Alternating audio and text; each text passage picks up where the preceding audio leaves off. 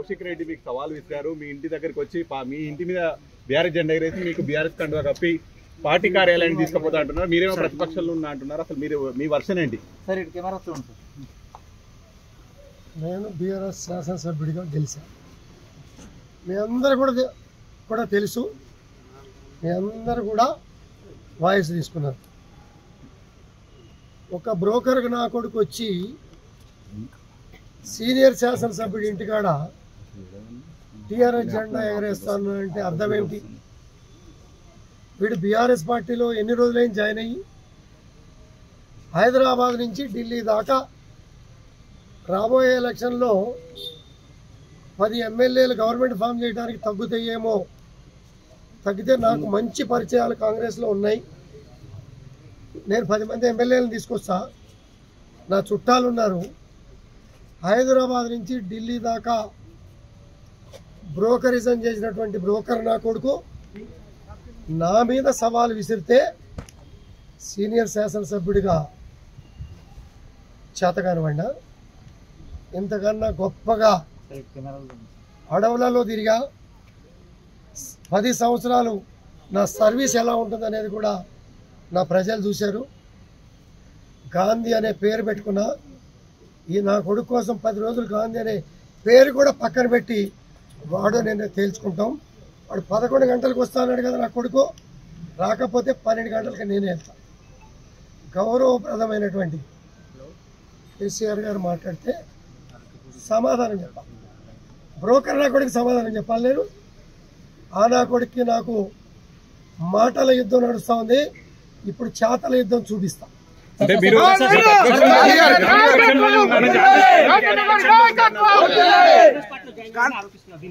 ప్రతిపక్షంలోనే ఉన్నారని చెప్తున్నారు. మరి బీఆర్ఎస్ పార్టీకి రావాలని వాళ్ళు చెప్తున్నారు. ప్రతిపక్షంలో ఉంటే మీరు మీడియా మిత్రులు అసెంబ్లీ సమావేశాలు జరిగినాయి. స్పీకర్ గారు అసెంబ్లీ సమావేశాల్లో 65 మంది కాంగ్రెస్ శాసనసభ్యులు, 38 మంది బీఆర్ఎస్ శాసనసభ్యులు,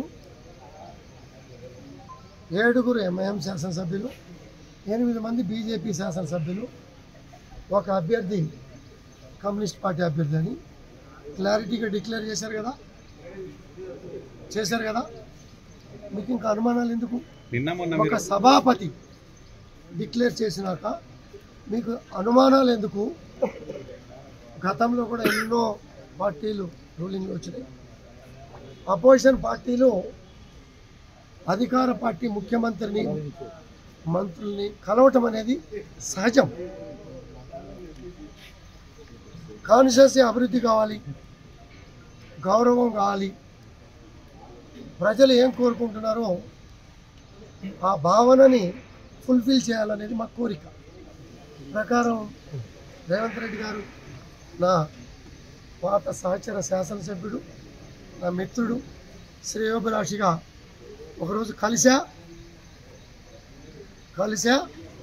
కలిసినప్పుడు గతంలో అభివృద్ధి బాగా చేసుకున్నాం, ఇంకా బాగా చేయడానికి నీకు నేను ప్రోత్సాహం ఇస్తాను.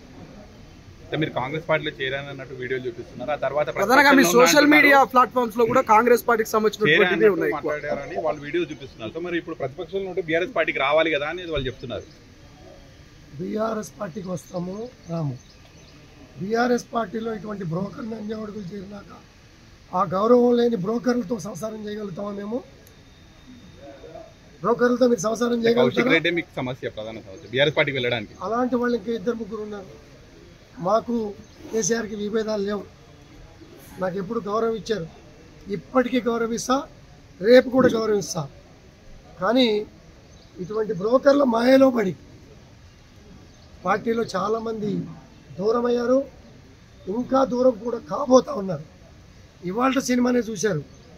రేపటి నుంచి ఇటువంటి బ్రోకర్లని ఊరు మీద ఆంబోతులు తిరుగుతూ ఉంటాయి. మా ఊరు గ్రామాలు ఇటువంటి ఆంబోతుల్ని మీడియాల ముందు లేకపోతే అక్కడిక్కడ వదిలినప్పుడు అతను పార్టీలకు వచ్చినప్పటి నుంచి అతని మాట తీరు ప్రజలని ప్రభుత్వాధికారులని గౌరవించగలిగే హోదాలో ఉన్న వాళ్ళని మాట్లాడినటువంటి తీరు గమనించు. అనర్హత పిటిషన్ల పైన కోర్టు అసలైన తొలి వెలుగు. ఫాలో వాట్సాప్ @తొలి వెలుగు official.